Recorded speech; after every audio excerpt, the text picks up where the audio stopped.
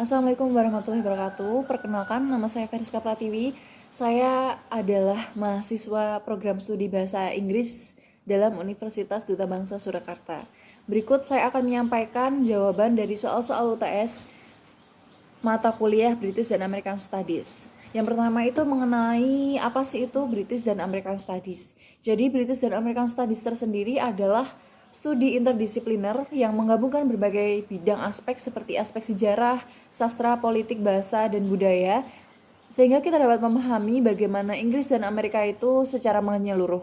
Artinya kita tidak hanya dapat mempelajari dalam satu aspek saja seperti sejarahnya saja, tetapi kita juga bisa mempelajari bagaimana aspek sejarah itu dapat mempengaruhi karya sastranya, kemudian cara berbahasa, struktur pemerintahan, atau bahkan gerakan-gerakan sosial yang muncul dalam aspek sejarah tersebut.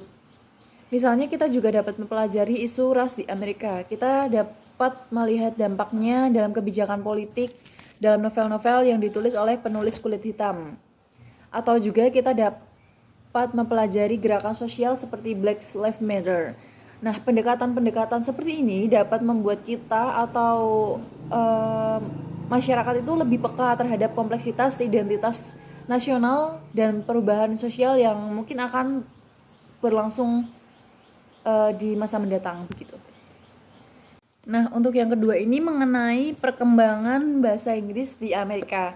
Jadi bahasa Inggris di Amerika itu dibawa oleh penjajah Inggris pada sekitar abad 17, lalu berkembang secara mandiri seiring waktu karena pengaruh dari imigran, penduduk asli setempat, dan kebutuhan budaya lokal untuk menciptakan variasi tersendiri yang kini kita kenal sebagai American English.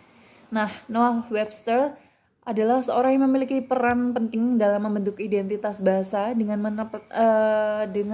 dia menetapkan ejaan yang berbeda dari British English, atau kita dapat kenal sebagai perbedaan British English dan American English dari cara spellingnya, seperti color yang C-O-L-O-R alih-alih menjadi alih-alih seperti C-O-L-O-U-R. Jadi yang di Inggris ini di Amerika ini without you. Atau seperti ejaan kosakata berbeda, Amerika memakai elevator, sementara di Inggris itu menggunakan lift. Perkembangan teknologi, film, internet juga dapat membuat American English ini semakin dominan di dunia karena seperti yang kita tahu Amerika sendiri memiliki kekuatan atau pengaruh yang dominasi di dunia. Nah, ini tuh dapat menjadikan bahasa global Amerika English ini menjadi menyeluruh atau kuat secara budaya dan ekonomi. Untuk yang ketiga yang cukup menarik adalah mengenai sastra Amerika dan isu ras serta gender. Nah, bagaimana sastra Amerika ini sering digunakan untuk menyuarakan ketidakadilan sosial, terutama terkait isu dan ras gender. Toni Morrison, ia merupakan salah satu orang yang sangat menggagas atau sangat menyoroti pengalaman perempuan Afrika Amerika yang mengalami perbudakan dalam novelnya yang berjudul Beloved. Di sana ia mengangkat dampak psikologis dari perbudakan tersebut dan trauma turun-menurun yang dialami oleh komunitas kulit hitam. Sastra seperti ini tuh tidak hanya dapat menceritakan tentang kisah, tetapi juga menantang cara pandang dominan sehingga dapat memberi ruang bagi suara yang selama ini terpinggirkan. Melalui tokoh-tokohnya, Morrison tersendiri mengajak pembaca untuk merasakan penderitaan dan perjuangan kelompok yang sering diabaikan dalam narasi sejarah arus utama. Nah, yang nomor 4 yang tidak kalah menarik itu tentang perbandingan sistem pendidikan di Amerika. Jadi, sistem pendidikan di Amerika itu dibagi menjadi dua kelas atau dua kutub utama, yaitu universitas elit seperti Ivy Language dan perguruan tinggi negeri. Nah, perguruan elit seperti Ivy Language ini tadi dikenal sebagai perguruan yang prestigious, dengan kualitas akademik yang tinggi dan fasilitas mereka yang cukup lengkap, tetapi juga mahal dan sangat kompetitif. Namun sebaliknya, universitas negeri cenderung lebih inklusif, tapi juga sering menghadapi tantangan seperti keterbatasan dana dan tantangan kualitasnya. Masalah utama dalam sistem pendidikan Amerika itu adalah biaya kuliah yang sangat tinggi, kesenjangan akses, dan tekanan politik terhadap isi kurikulum. Bila dibandingkan dengan Indonesia, Amerika itu lebih fleksibel dalam pilihan jurusan dan metode pembelajarannya, tetapi lebih berat dari segi finansial dan persaingan kualitas pendidikannya.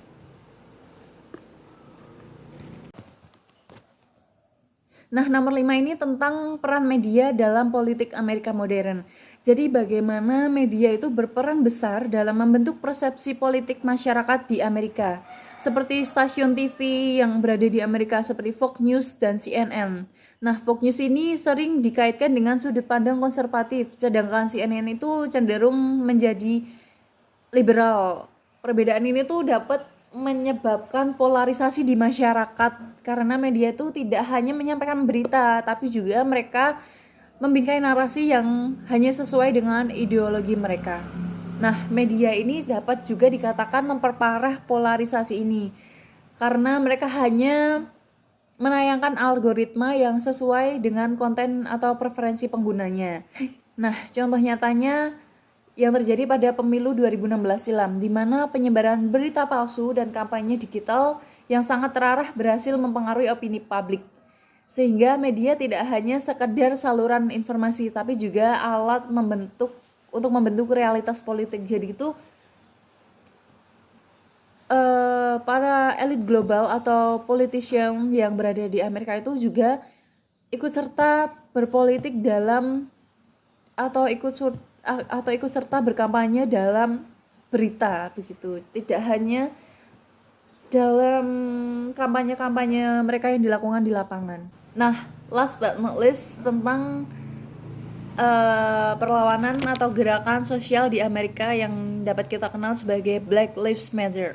Nah, dalam Black Lives Matter atau yang bisa kita kenal dengan BLM ini adalah gerakan sosial yang muncul sebagai respon terhadap kekerasan polisi dan diskriminasi sistemik terhadap warga kulit hitam yang berada di Amerika.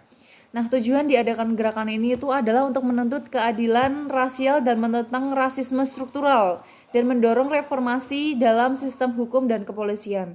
Gerakan ini tuh tidak hanya muncul dalam bentuk demonstrasi fisik, tetapi juga aktif di media sosial dan ruang akademik. Gerakan ini tuh memiliki dampak besar karena berhasil mengubah percakapan nasional tentang identitas, hak asasi, dan kesetaraan.